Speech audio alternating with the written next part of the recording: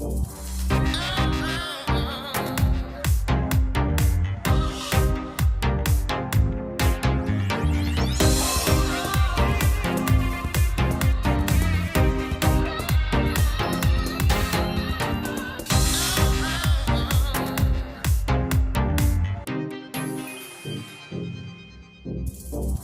everyone, you are watching the Chrissy B Show, and our aim here is to help look after your mental health and well-being. Today we'll be focusing on obsessive compulsive disorder, and more specifically obsessive compulsive cleaning. I'll be speaking to Stephen Smith in America, who has OCD and developed an app to help people manage the condition. And later I'll be speaking about two things that studies have found can help people with OCD, and both things can actually benefit anyone's mental health. But first, here's Psychologist Dr Audrey Tang to explain what exactly OCD is. Hi Chrissy, thank you so much for having me. OCD is an absolutely fascinating topic. It is characterised by obsessive thoughts, irrational often, thoughts that you cannot get out of your mind. You keep thinking about them, they keep preying on you, and this leads to compulsions, the urge to behave in a certain way. It is an anxiety-related disorder as classified in the DSM-5, and is deemed so important that it now has a classification all of its own in the DSM-5. It has been removed out of sort of more generic anxiety disorders to become a disorder on its own. The interesting thing about OCD is that often the OCD sufferer has a very logical mind. They continue to realise that their thoughts and feelings are perhaps irrational, but they cannot do anything about it. Similarly, OCD is characterised as the doubter's disorder. People who suffer from OCD have a very strong feeling of doubt. They continuously doubt themselves. Have I switched the oven off? Have I washed my hands completely? And also, it's not unusual for OCD symptoms to get stronger and weaker, to wax and wane over time. So it's a very difficult disorder to treat, because sometimes you can be absolutely fine and seem to get on with things, and other times it can absolutely consume you. OCD tends to fall into four main categories. The first is checking oneself. Have I done this? Have I done that? Sometimes this is where obsessive counting can come in. You may be counting the steps or number of paving stones that you've walked across, and then suddenly you doubt yourself and then think, oh gosh, I've got to do it again, and that's the obsession of doing it again and again and again. Similarly, it can lead to hoarding, not wanting to throw anything away, or most commonly, and I know it's the one we're discussing today, is contamination. Contamination can be both physical contamination, being afraid of being unclean. Also, there is a mental contamination. This can be when somebody is metaphorically made to feel like a piece of dirt, and they themselves then need to clean themselves in order to get rid of that feeling.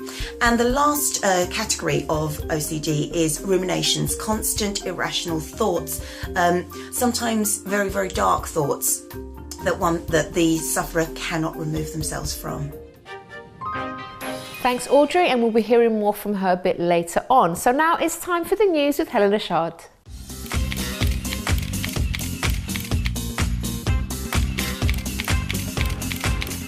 Welcome to the show, Helena. Thank you, Chrissy. So another really, really interesting topic. So up to 12 in 1,000 people suffer from OCD, which is quite an interesting figure. So the world's largest resource for OCD is coming to Chicago in the next few days, which is good. It goes on for a few days, and it's the International OCD Foundation celebrating its 30th anniversary. But it's the 23rd annual OCD conference. But it's a huge amount of information, and definitely the place to go to if you're able to. Something like 1,600 people turn up. And all the people, families are there, so children can meet other children with it. You've got all the people that are trained so highly in the subject, and you can get, people speaking to you one-to-one, because as we know, it takes so long to get any information or to get any help. Dr. Jeff Szymanski, who's the Executive Director of the International OCD Foundation, it's quite a nice quote, so I'll just say, so many individuals and families affected by OCD continue to have difficulty accessing resources and finding effective treatment. Through our conference, we want to bring our resources across the country each year to build new support systems, help families and find efficient treatment and change lives. And I think it sort of sums it up. So all the leading experts and researchers are there. I wish I could be there, as I bet you would. Wouldn't it be great? Yeah, we could, couldn't we? Do the show for me. I think so.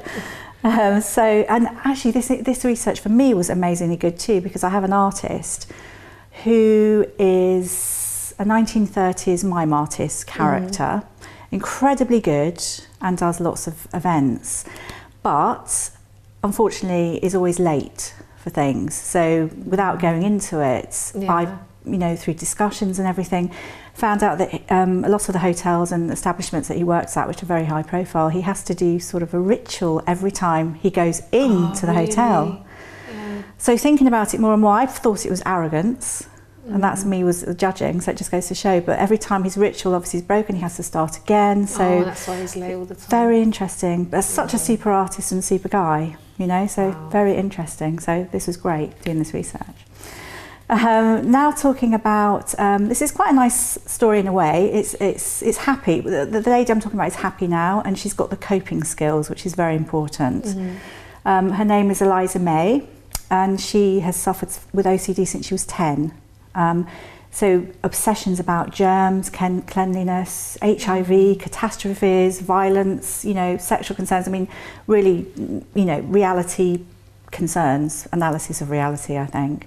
And as a child, she remembered thinking she wanted to turn her brain off. Oh, bless. Yeah, imagine thinking that when you're a child, when you should be out playing and enjoying yourself. But she decided to come off her medication because she wanted to start a family. I mean, it's a bit of a strange one, really, because there was no proof that the medication would affect an unborn child, but she decided that's what she wanted to do. And she'd been with her fiancé for 8 years, and he'd never seen an episode with her, just seeing her as her. And quickly, within 3 months of coming off the medication, she realised that she wasn't eating, she wasn't sleeping, and all of a sudden the OCD was coming back. It was taking over her body. Lucky for her, her family, her loving family, supported her. And she did get help with exposure therapy, which I think will be discussed later. So facing her fears. And now she manages OCD successfully. So most of the time, 90% she says she's her, and 10% OCD comes in. But she knows she's got the skills now, which she didn't have. So in a funny way, it's by coming off the medication and the idea she's now good. Moving on, which is something I thought was really quite funny.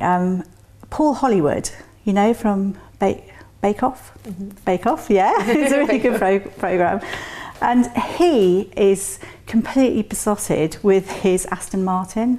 And I thought, come on. But obviously there's different degrees of obsessions. Yeah.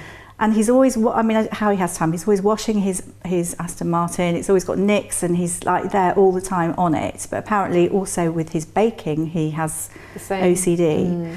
And interestingly, the two ladies on the show, they decided to do a prank on him and to hide his Aston Martin, which is worth an absolute fortune. Anyway, so they managed to get it to start and drove it off. Mel and Sue, they were quite famous, and they drove it into a ditch. Oh no. He was so upset he was going to call the police. Anyway, but it was just a prank that went a bit wrong, but he was just so upset about it. I mean, I think it's funny, but I suppose in a way it's not. I don't know. How do you think about it? But Daily Mail psychiatrist Dr Max Pemberton, who's a good guy, I'm sure it'd be good to have him on the show, I think. He's known as the Mind Doctor. And he actually wrote something in the Mail, which was he was frustrated that people are self-diagnosing, and it's almost become a bit groovy to have OCD. So people sort of say, I've got this and I'm doing this, and it sort of gives them a bit of character. But it's sort of undermining the real issue sometimes. So that was a different aspect, which I thought was quite fun.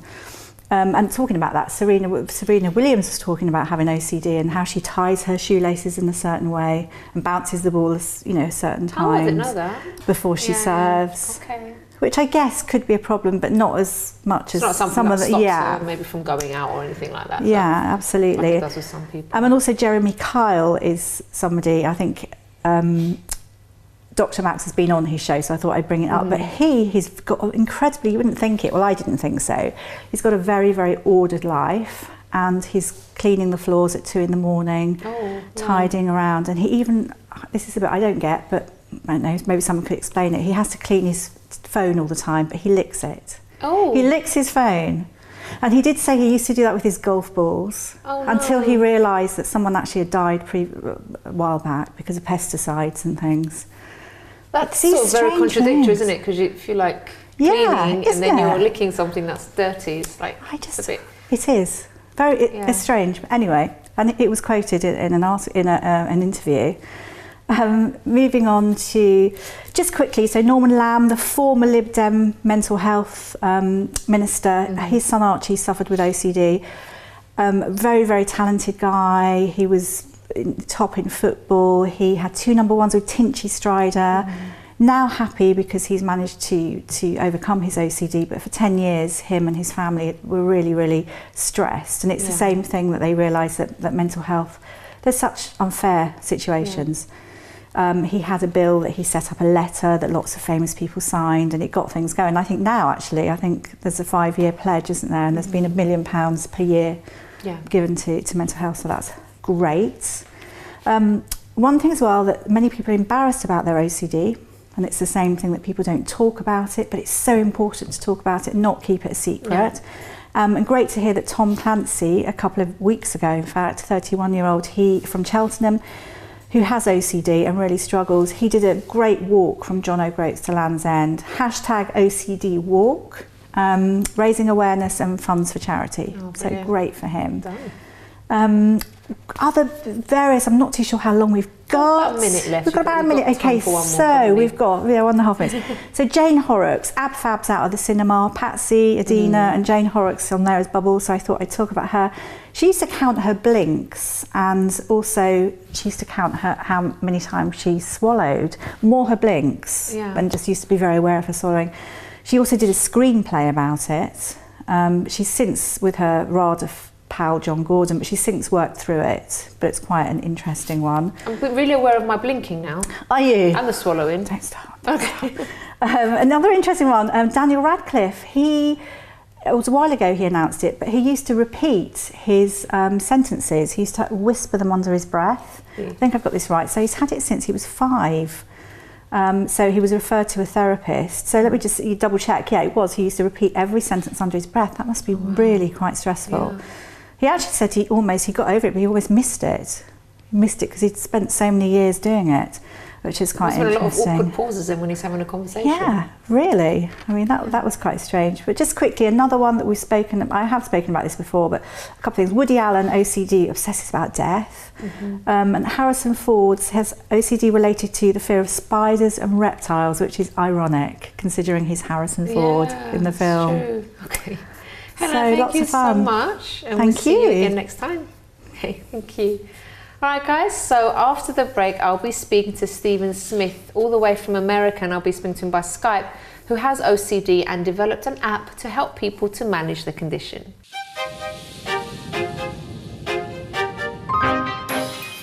Welcome back to today's program, everyone, and we are discussing OCD, and especially when it comes to cleaning. Now, here is a Skype interview with Stephen Smith, all the way from America, who has OCD and developed something to help people manage the condition. Hi, Stephen, welcome to the show. Thank you so much for having me. So it's really lovely to have you. Now, you're all the way in America. I am. I'm in the Chicago area, directly about 25 miles north of Chicago. Okay, so it's lovely to have you on because you actually have not only a story, but also you've developed something to help people with OCD. But can you tell us about yourself first of all? When did you discover that you had OCD? What kind of symptoms were you getting? Sure. So first discovered my OCD symptoms in 2014. That was when it was traditionally diagnosed. But before, in high school, I had some kind of symptoms that I didn't actually know as OCD at the time. So as life progressed, it became more and more symptomatic, and eventually got to the point where I couldn't even leave my house. So what were the first symptoms that you were seeing? So before, I had a lot of contamination-related fears associated with catching different kinds of diseases. So I'd always check on WebMD, and I would figure out, well, is this something that is potentially harmful for me right now? after that, that was really like, I couldn't find any answers. So that's a very, clear symptom of OCD. So eventually the symptoms gradually kind of went away. Went to school down at Trinity University in San Antonio, Texas. And then after my sophomore year, I started, OCD started morphing in my mind and experienced more of the OCD intrusive thoughts, real intense fears that were, both mental and, so I had mental obsessions as well as had mental compulsions. And then that really tortured me for about a good while, and then I was housebound as a result. Stephen, do you mind maybe describing some of the things? Because obviously people watching now maybe are going through something like that, but they've never sort of realised what it is, and they haven't realised that the kind of thoughts they're having are maybe the kind that you've had in the past. Do you mind just maybe going into a bit more detail about maybe some of the thoughts you were having and why it was so scary for you? Well, the thoughts range. So there was a wide range of thoughts from the very beginning. I had thoughts, for example, harmful, intrusive thoughts, so associating with violent actions and things that would really disturb me in that realm. Other thoughts included, they call it ROCD, relationship OCD. So thoughts that were, scary about the relationship that I'm currently in. I'm still in right now, and my girlfriend's been incredibly supportive of me ever since the beginning. So those were the two that really struck me. And then over time, those kind of morphed into others, and I had some other more similar kind of thoughts, but that's what it really was like. And so a lot of times what happens, people, instead of, especially with the mental intrusive thoughts, they'll go seek reassurance, and they'll say, this is something that is really, am I going to go ask someone else, like, hey, look down the street, am I really experiencing this? And they'll say, oh no, you're fine. And then for a short bit of time, you'll feel fine. And then because the person just reassured you. But over time, those thoughts gradually become more and more severe. So because you never can really get reassured. Yeah. So Stephen, having these kind of thoughts, how were you feeling about yourself? During the time when I was experiencing them, or right now? At the time. At the time, it was torturous. I had days on end where I would sit in my room. I was too afraid to leave the house. I was afraid that the thoughts would become more and more severe when I left. So I just didn't leave my house. And then over time, as I would do these compulsions over and over again, the thoughts would grow worse and worse and worse. So at certain points in time, I would be, waking up at, 6 a.m. with the thoughts, and I wouldn't go to sleep until, let's say, 10 o'clock p.m., and I'd still have the thoughts. And so it was just a constant cycle. And it must have been very tiring, mentally draining as well for you. Exhausting. Yeah. And I gained some, weight at the time. I was playing football in Texas. I was in great shape. Started eating more. I gained a good amount of weight. Just really trying to cope with what was happening, and it's such a challenge.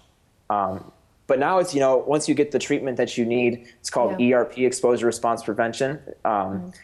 You can then, especially with your work with an OCD specialist, you could really find progress and then over time learn to deal with the thoughts, not perform these compulsions, and then you eventually get better and better, and you could then live your life. But how did you actually know that you had OCD? Did you speak up about it? Did you speak to a loved one?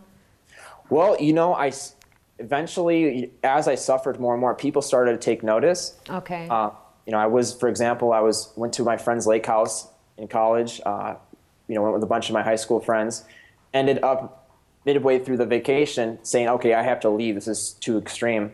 So ended up coming back home. At that point, I was like, wow, I probably should try to seek help. When I went to seek help, it was still like that was just the beginning of my troubles, because so many therapists in the USA are not well versed in OCD treatment. So they were telling me, for example, to snap a band on my wrist for every thought I had, and quite honestly, that didn't work out. That was, it was an action that I took to try to make the thoughts stop, which is actually counterproductive in the long run. So essentially, as I went forward, I would see more and more specialists, quote unquote, and most of these people didn't really understand the proper treatment. So it wasn't until I saw my fifth person that I find somebody who specialized in OCD. Okay. And it was a OCD specialist down in Texas, San Antonio, Texas, and she really helped me out. And then finally, after about 6 or 7 months, I was able to regain my life back. Wow. And so it's a giant challenge. What did it feel like to finally be able to get help? So it felt at first, I mean, help is very generic, right? Because I can get help from somebody who doesn't know what they're doing. And if that's the case, then it's going to create more and more suffering. So I think when I finally found someone who was helping me out, like that was actually, teaching me how to accept the thoughts inside my mind, that's when I really started making progress. And when I made that progress, it was a feeling unlike anything else I've ever felt before. I know I've played sports at a high level, and I've been anxious from playing sports in the past, but nothing compared to feeling the way I did while going through treatment. It was extremely intense. Always, you're in constant anxiety throughout the day. Yeah. So when I was finally able to turn that corner, it really felt better than ever. Wow. And where are you now with the OCD, Stephen? So so I haven't, OCD is chronic. That's the first thing people need to understand is when you have OCD, your brain is structured in a way where it's going to be chronic. And so you're constantly having to apply treatment at different periods of times. Mm-hmm. So I'm in the place where I can live my full life right now. I am in a situation where I can do whatever I want to do. I can go to school. I'm at Pomona College in Southern California. They've been incredibly supportive. And it's a great academic school. It has an international reputation for that. And so I've been able to push myself academically without any problems. Been able to play sports at an incredibly high level. I'm still playing football at Pomona College. Mm-hmm. And, it's been, a tremendous experience because I've been able to regain my social life as well. Amazing. Thanks to the support of people around me. So, I know my girlfriend helped me work through this. She's been an incredible support as well as her family. And so is my family. So, yeah. Now, Stephen, you didn't actually stop there. You didn't just sort of get help for yourself, did you? Because you went on to develop something really, really useful to help other sufferers, didn't you? Yep. So, during my struggles, there was, obviously, like I previously stated, there was multiple problems I faced. Mm-hmm. First of all, getting help was a challenge. Finding somebody who specialized in OCD treatment was a giant challenge to me. Yeah. It took me 5 tries and almost, months on end, right? Actually, more than months on end. It's probably total of 5 or 6 months of just trying to find somebody. Yeah. And then while I was in treatment, I still found a lot of problems. I didn't have the funds to afford an intensive inpatient clinic. So what I had to do is I had to go to an outpatient clinic, and that means for every hour I'd spend in therapy with a therapist that specialized in OCD, I'd spend hundreds of hours outside of therapy trying to treat myself, implementing their different techniques, the techniques that they taught me. So essentially, the majority of time you have OCD, you're by yourself trying to treat it. And to me, as somebody who's suffered with it, that's a problem. So the solution I created is this app called NoCD, and it essentially helps patients with OCD implement therapy while they're not with their therapist. So whether it's in between your therapy sessions, whether if it's relapse prevention, so you're basically finished with your therapy and you're just trying to prevent, relapses from happening in the future, et cetera. And that's something that we think can really help patients. And the way it works is it helps you in 2 different ways. One, in the moment of an episode. So it helps you integrate what they call ERP in the moment. So instead of giving into a compulsion, like hand washing or checking or reassurance, you would revert to the app and it would help you accept the uncertainty in the situation right then and there. Essentially, and then in the background, it collects all kinds of real-time data like where the episode occurred, what time of day, how long you applied therapy for. And that data gets stored in a HIPAA-regulated server, which you could send to your therapist via PDF, email at any time, and you could send that within the app. Wow, that's amazing. And then, and then it does one other big feature too, is it helps you stick to an ERP plan. So doing ERP is a process. It's like doing physical therapy kind of like for your back. That's how I explain to some people. Each day you do different exercises, and those exercises get gradually more and more intense each day, so that you can eventually learn how to understand and accept the thoughts going on in your head. And it actually is clinically proven to change the structure of your brain and whatnot. But so what this app does is it helps you stick to that plan. And the way it does that is, one, it gives you exercises each day. Okay. And then also it gives you all the tools you need to complete those exercises. For example, gives you loop tapes. It gives you drawing functionality. It gives you scripts. It gives you the ability for to write in custom exposures, which your therapist can actually do with you, or they could do from a version that we're actually developing for them. In the future, a therapist will be able to literally give their patients custom exposures all through the app itself. And so Yeah, so it's going to help. How's it been going, Stephen? I'm sorry? How's it been going? Oh, it's been going fantastic. We've been really fortunate. We've had a great team in place. We have a great developer named Tigran Aslanyan. He's out in Armenia. He's been helping us nonstop. We have Glenn Tolman, who is a very famous healthcare entrepreneur in the USA. He's current CEO of Livongo Health in Silicon Valley. We have all kinds of therapists on board, OCD specialist Dr. Jenny Yip, OCD specialist Taylor Neuendorf in Chicago, OCD specialist L. Kevin Chapman in Louisville. So we've been incredibly blessed to have such a supportive team, and we've been able to grow accordingly. So yeah, we've been making great strides in order to show, not only can this help people in terms of user experience, like it's intuitive, but also from a clinical perspective, all the clinical functionalities inserted into the app. Wow. And how do you feel personally having developed something like that and knowing that you're helping so many people?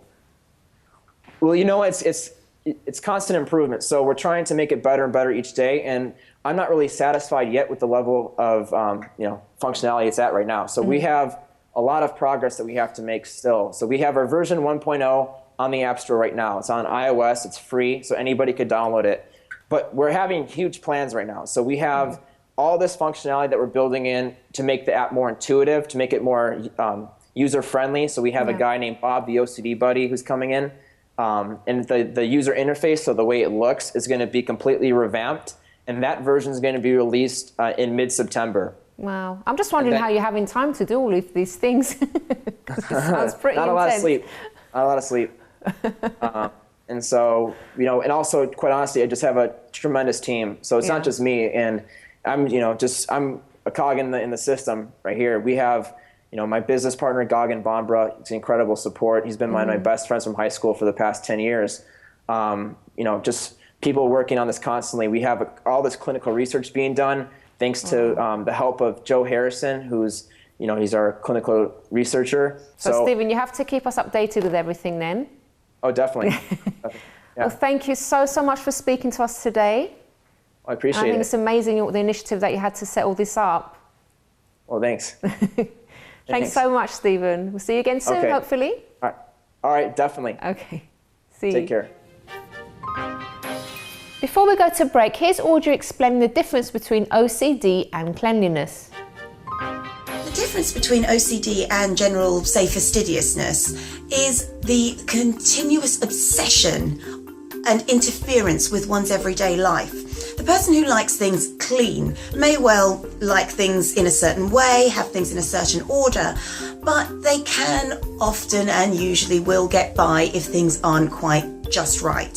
For the person with OCD, this is not possible. They spend an awful long time making sure everything is absolutely symmetrical. Almost, sometimes everything has to face the front, everything has to face a certain way. And it's that becomes very, very important. Similarly with cleaning something, it's not clean until the OCD sufferer feels it is clean, and that's incredibly important. No amount of other people saying to you, no, that's absolutely fine, is necessarily going to make a difference. Also, people suffering from OCD do tend to have certain triggers that can cause that behaviour and that obsessive thought to happen very suddenly. And they often, because of the logical mind still being evident the whole time, go to lengths to avoid that particular situation as well. So avoidance behaviour is also very characteristic of OCD. Thanks very much to Audrey, and after the break we'll be looking back at 2 interviews that I did with people with quite severe OCD.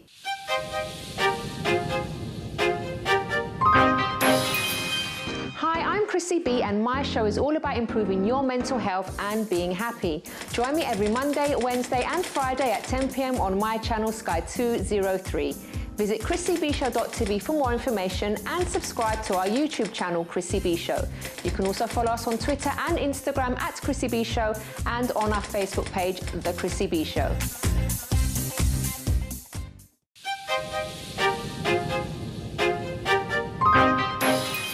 Welcome back to today's show, everyone, where we are discussing obsessive compulsive disorder, especially in relation to cleaning and cleanliness. So now I'm going to be looking back at Hitachi Bailu's struggle with OCD. Well, I moved into my own place when I was 18. I'm 23 now. And there came a stage where I realised I was washing my hands with fairy liquid quite often, like more than usual, or like more than I need to. And I knew it was out of the ordinary, but I didn't look at it as a problem. And then it updated to baby wipes, like I had to use baby wipes to wipe off things before I ate, like have a packet of crisps and wipe my hands obsessively and just wipe my phones, my earphones. But then I updated to antibacterial wipes because I realised that baby wipes was only wipes and it wasn't actually taking away the bacteria. And then I updated to antiseptic wipes because I'm thinking this is more safe. This is what I'm thinking in my head. It's more safe to use because you use it for cuts and stuff. And you know, when you use wipes, you're going to taste it, because if it's on the packet of crisps, you're going to taste it when you touch the crisp itself. So I thought antiseptic wipes is better. And you don't really, when you have OCD, everything comes to mind. Like, for example, when you're turning on a tap, like when you're washing your hands, you've got to think, when you finish washing your hands, you're getting the bacteria on again when you touch the tap itself. My OCD is I can't step on a crack outside, and if I do... Crack? Yeah, like a crack in the pavement. Okay. And if I do, I have to go on a clear part of the pavement and rub my soles against the ground because I feel like I'm securing my feet.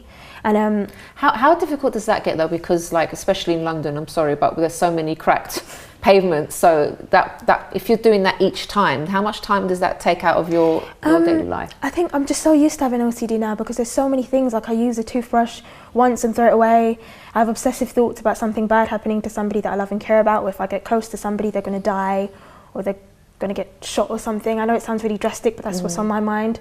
Or I wash off the packaging of my groceries with antibacterial soap, and I wash off the packet of soap itself with antibacterial soap. So even shopping is difficult for you when you go out to do your grocery shopping? Everything. Like there's nothing that OCD doesn't revolve around. But I think in the past I used to look at OCD as like a companion, like not a companion like that. But what I mean is I look at OCD as like a friend. Just because I've been alone for I've been alone since I was 18, and just to say, I ran away when I was 17, and I come from a very abusive background.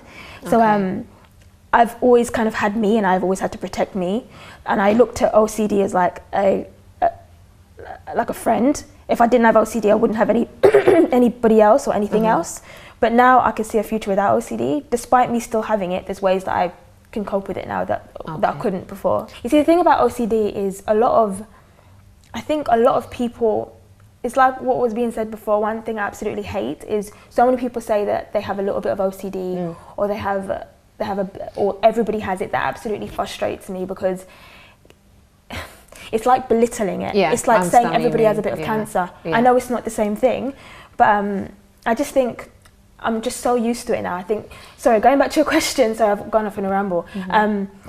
I think I can see a future without it because through having it for so long and always talking about it and stuff and sharing it with people and trying to raise awareness for it, it just makes me realise how far I've come, because before I was at a stage where I couldn't touch, it was very hard for me to touch things. I mean, I've lived alone from a very young age. I'm 23 now, and I've lived alone from when I was 18, and I've always had to do things for myself, and always had to fend for myself. And I think OCD was a way of protection, because it's not just about germs for me, it's about taking away negative energy. Like if I feel like a bad vibe from somebody and they've touched something that I've touched, I have to immediately find a sink to go wash my hands, and it has to be soap. If there's not soap, there's no point. It can't be a bar of soap because that's continuing the bacteria. But I realised over time I've grown, and I think sharing it with people and helping people, it helps. I don't know what it is, but you just develop and you grow and you learn. And I think now the worse it becomes, I think it becomes worse when I'm stressed. Like when I'm really stressed, I'll go to the tap and I'll wash my hands continuously,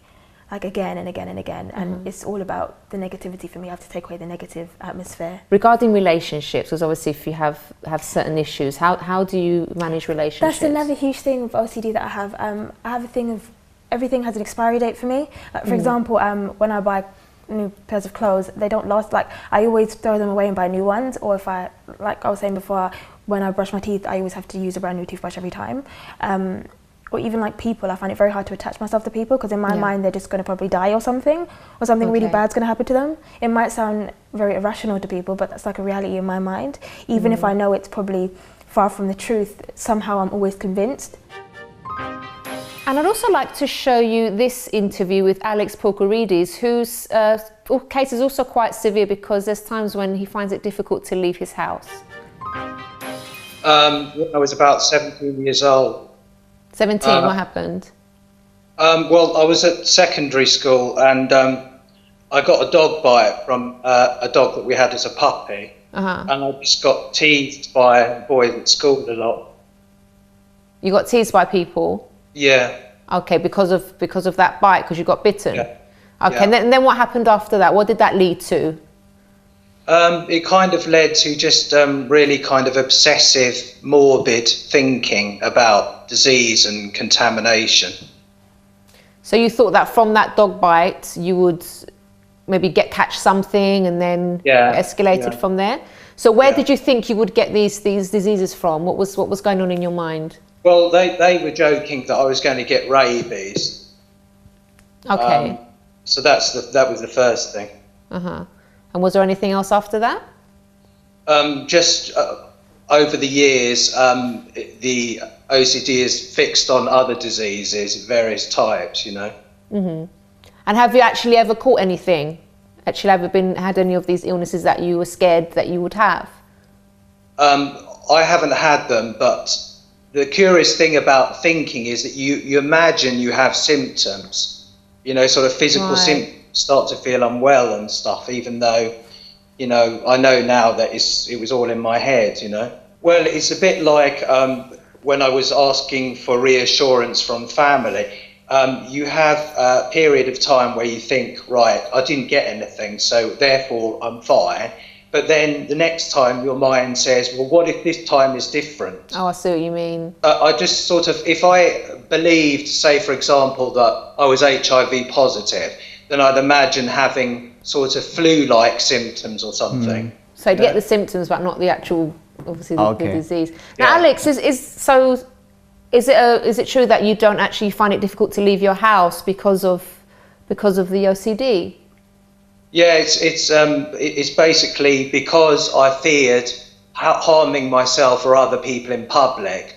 I was more reluctant to go outside, and that sort of became like agoraphobia almost. Okay, and how has that affected you? Because I can imagine sort of in terms of relationships and work and stuff like that, how has that impacted your life? Well, it means I can go very short distances from the house only. There was a period of 3 years where I couldn't leave the house at all. Wow. I haven't been able to work for like 6 years. And I haven't been able to hold down a sort of meaningful relationship because of it as well. Okay, but are you getting treatment now for it? I'm being referred back to the complex care team, but I've found that I was told that CBT. I've had a lot of CBT and it hadn't really helped me. So we're kind of looking at other options now. So in your case, they say your case is quite severe then. Yes. Yeah. Okay, but Alex, not impossible. No. Not at all. So you got to hold on to that, yeah. Yes. Because I mean, it's good that you've also made progress. Because you said you didn't leave your house for 3 years, but now you're actually managing to go out, even if it's just short distances. But that's progress. Yes. So, definitely keep that up. So 2 very brave guests there who were willing to speak on national TV to raise awareness about this issue. So after the break, Audrey will be telling us about the treatments available for OCD sufferers, and I'll be speaking about 2 things that studies have shown can help people with OCD, and both things actually can benefit anyone's mental health.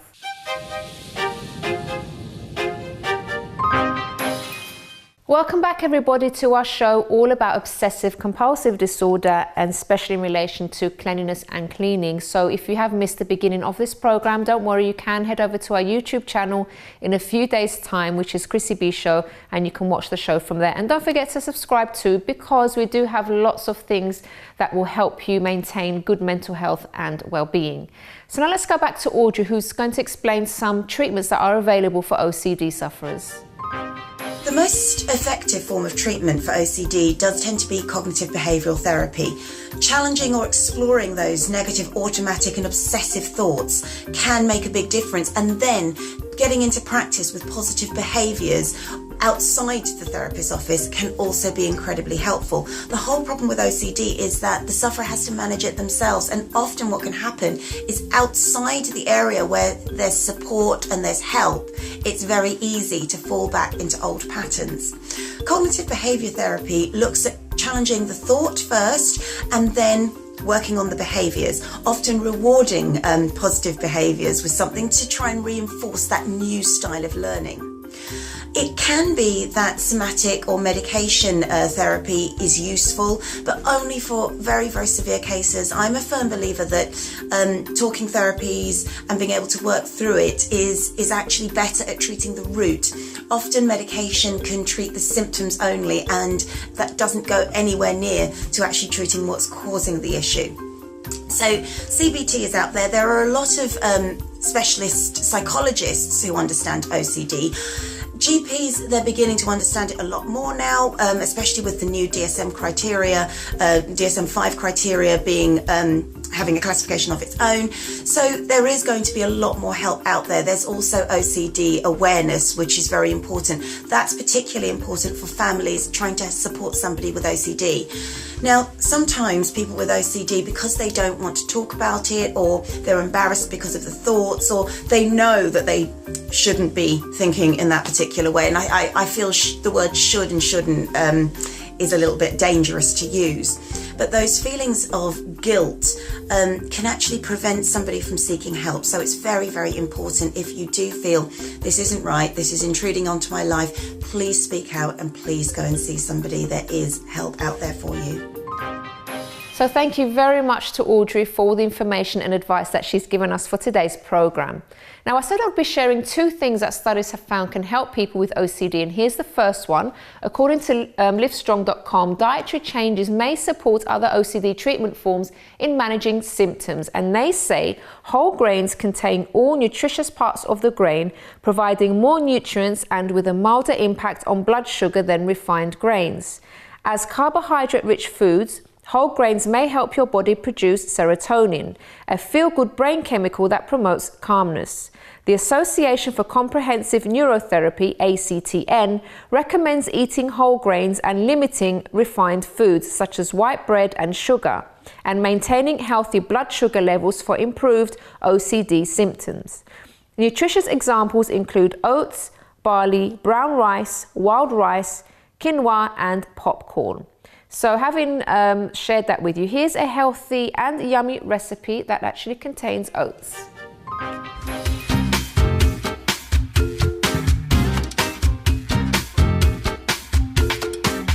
Hi and welcome to MTS Kitchen. My name is Ben Cooper and today again we're going to bring you a very, very simple recipe taken from Nancy Dale's cookbook. So today, again, we've got very, very simple ingredients. We've got cashew nuts, about 100 grams of cashew nuts. We've got 2 bananas. We've got some coconut oil. We've got a mixture of coconut, desiccated coconut and oats.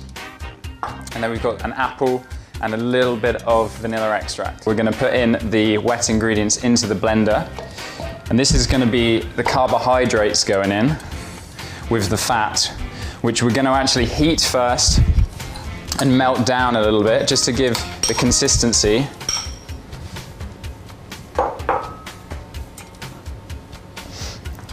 Into the slice. And then that's gonna go in with our banana and we're gonna blend that up and then keep that to the side. Okay, so in with the wet ingredients, I'm gonna add a little bit of cinnamon. Now the cinnamon's in there for regulation of blood sugar. It's great for blood sugars. Along with that is 2 pods of cardamom. So I've de-seeded the pods and they're related to ginger, which is also great for your digestion. So they're kind of in there, the medicinal side of things. So that's gonna go in. Now our coconut is ready. So that has gone down into a liquid, you can see, which is gonna give the nice wet consistency. That goes in with the banana. It's gonna give a little bit of a fizz because it's hot.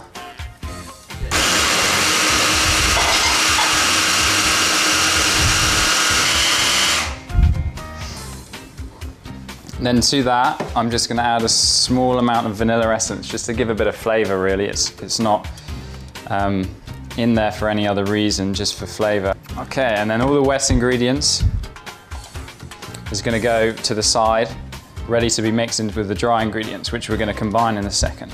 And in goes 100 grams of organic cashew nuts, and we're gonna add 100 grams of desiccated coconut. And then this again is optional. You don't have to add the oats, but I'm adding oats. You can add quinoa flakes or you can just leave it out altogether and just use the desiccated coconut.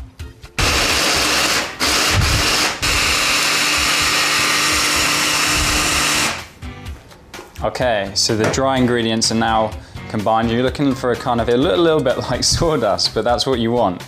A nice dry consistency, because then when you mix it with the wet ingredients, it's going to form a really nice, almost like a kind of a bread mixture. The last element, a nice organic apple, and I'm just going to grate that. Okay, so this is going to give more texture to it.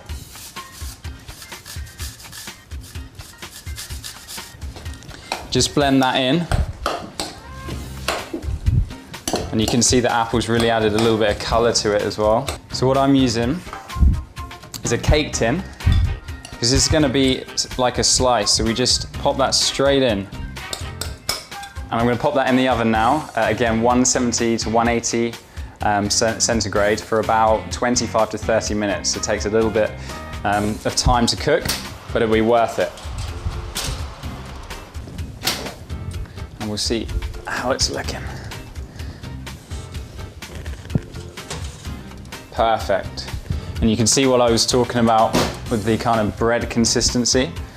So I'm just going to cut myself a little slice and try it. It's amazing. It's exactly like banana bread. So the kids will eat it, grown-ups will eat it. Great for a snack or for a pudding. So cashew banana slice with apple and coconut. Done. So thanks very much to Ben. And now for the second thing that can help people with OCD. In an article in verywell.com, a study was done that examined whether aerobic exercise is helpful in reducing the severity of OCD symptoms. Now, in these studies, participants continued with their usual treatment, but added moderate intensity aerobic exercise such as running to their treatment regimen for 12 weeks. Researchers found that the severity and frequency of OCD symptoms were reduced immediately following the exercise.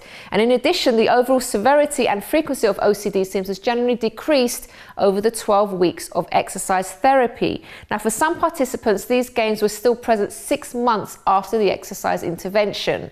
So here's now how exercise actually helps obsessive compulsive disorder symptoms. Now, there are actually a number of ways in which exercise can reduce the symptoms. So for example, the first one is exercise changes the brain. So it's been shown that mice exercising on a running wheel sprout new connections between neurons in the brain. Now, exercise may cause the release of what are called growth factors, which trigger neurons to make new connections. And they're saying here that these new connections could help to reduce symptoms of OCD, and exercise also promotes the release of endorphins, which are the feel-good neurochemicals boosting mood and fending off stress. So that's very interesting information there. And also the other thing that they say, exercise improves self-esteem. So when you start exercising regularly, you just feel better about yourself and have more self-confidence. Now, this enhanced sense of self-esteem and confidence can actually help individuals better cope with stress, which is a major trigger of OCD symptoms. Now, the other thing that they say about exercise is that it can be a good social activity. So exercise usually involves maybe getting out to go to the gym or meeting up with someone, maybe going for a run with someone, or even joining a team of some sort. So getting out and connecting with people is a very good means of social support, and effective use of social support is perhaps the biggest way to ward off the negative effects of stress. So another great thing about exercise is it actually provides a distraction. Now, most vigorous forms of physical activity require that our attention is actually focused on what is happening in that moment. So in this way, exercise could provide a welcome break from obsessions and compulsions, as well as give you a sense of control over your symptoms. Now, obviously, we do say that exercise is really good for everyone, not just for OCD sufferers, but it can impact very positively on anyone's mental health. But always please check with your doctor before you begin. And also, if you are thinking about adding exercise to your overall treatment strategy, make sure that you do explain to your doctor about any other things that you're doing as well to help you manage your OCD symptoms.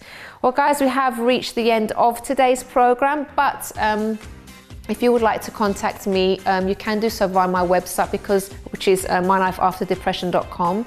And as I've mentioned before on this program, I did have OCD symptoms and some strange things that I was doing that I felt that if I didn't do them, I thought something bad would happen to my family or my boyfriend. So I was quite trapped in that. So if you'd like to know how I overcame those symptoms and how I overcame all the other mental health issues that I had, then do visit my website. And also, if you would like to be involved in this show, maybe you have a story to share, or there's something that you're still going through right now and you'd like to get help on the program, you can contact us via the website, chrissybshow.tv. You can also tweet us at Chrissy B Show or leave a message on our Facebook page, The Chrissy B Show. Until next time, bye-bye for now.